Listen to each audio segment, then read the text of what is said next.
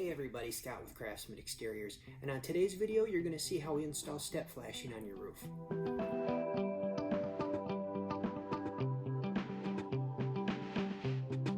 For your next part, you're going to take, say, about a 3-foot piece of ice and water shield, peel off one part of the paper on the back, and take your knife, put it straight down the middle so you have a perfect half piece. Now, this ice and water shield you're going to want to keep flush with one to its left. Half of it is going to go onto this ice, the other half is going to go up to the wall. Now you always want to keep your ice and water shield pinched very tightly into the crease, so that way your flashing doesn't stick out. We got her there. I'm going to put one tack nail there, make sure it's nice and tight. Put a nail up top. Never want to nail too low just in case ice damming, something tears, anything happens, so you can have no leakage. Go down to the bottom, exactly there, there.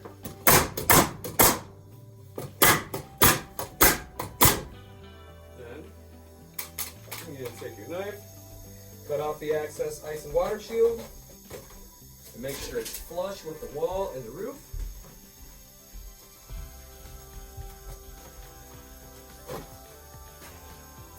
Let's start from this side.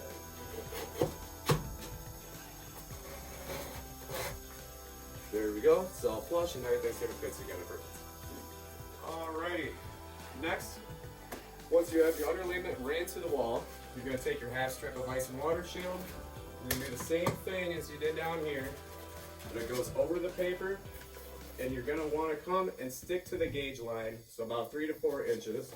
You can go up to 6. But in this circumstance, in this case, this will work just fine. Just need at least 4-inch overlap. Make sure it's nice and tucked in the crease very firmly. That way our flashing isn't going to stick out at all. Tack it here, back here.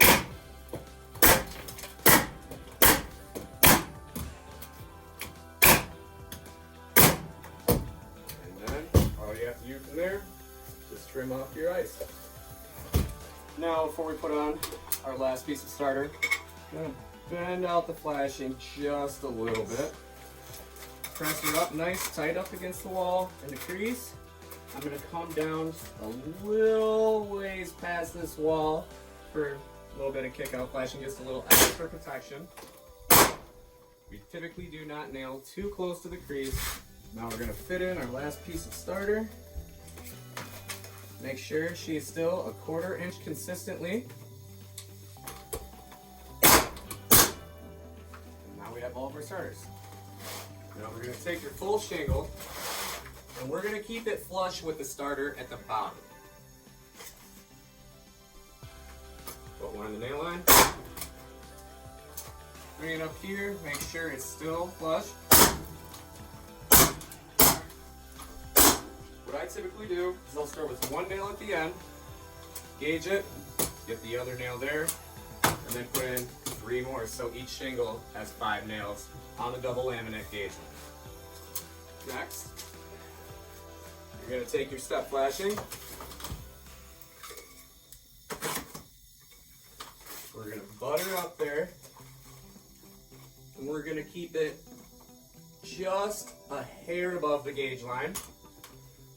One here, one there, one there. Now, next you're going to take the first cut shingle, and these are going to be your steps. You're going to butt that up. These are the gauge lines. Right here, where it sticks out just a little bit, that's where you want the bottom of this shingle to meet. So we're going to put that right on the gauge line, butt it up nice, up against the flashing. Here's your one. Bring it down so it's perfect on the gauge line. It's all gauge. 2, 3, 4, 5. You're going to take your next piece of step flashing and butt it up here. Now your step flashing, you're going to want it to span over at least 1.5 inches. I prefer 2 inches or so, just to make sure covers, no possible leaks, no ice stain. We're going to get that one, butt it up right there. Give her a nail there, nail there, give her a nail there. Now some people like to nail closer in. I don't like to do that. I like to keep it a little bit further out, so that way the bottom of the flashing doesn't ever pull up and it looks lifted shingles, water can get in. Then you're going to take your next cut. Same thing.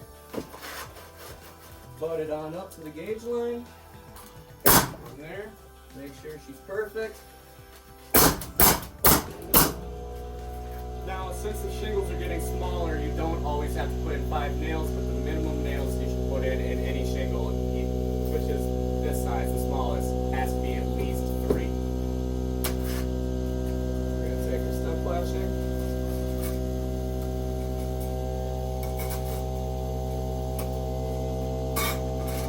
Butter up there. Overlapping about 2 inches here. Make sure it pushes in nice. There, out there, out there.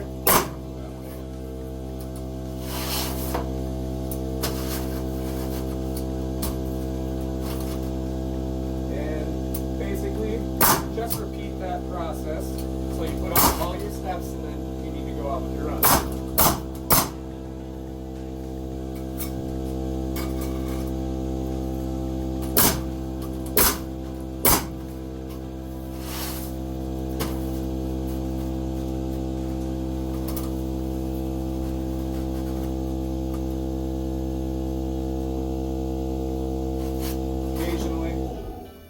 Mishap, and your line isn't going to be as straight as you want it to, so you just have to give her a little trim.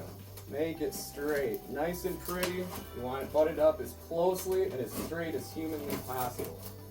It's going to go much better. Got her there, put it up. Once again, always remember to put it in the nail line, the double laminate. You can nail too high, strong winds could come, break your sealant strip, shingles are going to fly, no one's going to want to hire you. You ready? Right here. We'll get our step flash in here, butter up, push her in tight, just a hair above the gauge line so it's not visible from the outside. It's always very important when you are nailing to make sure you are nailing straight and not at an angle. They need to be properly fastened at all times. That one.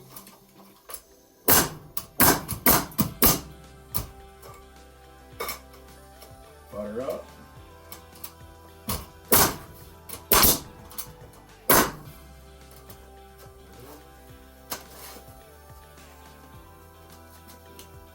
There.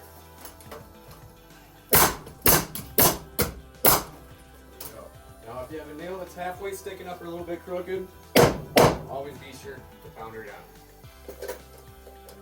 Now, of course, you obviously don't have to go install your own roof. We'd be happy to come out and give you a quote. Just give us a call. Number 608-843-5007. We'd be more than happy to stop out and give you an estimate.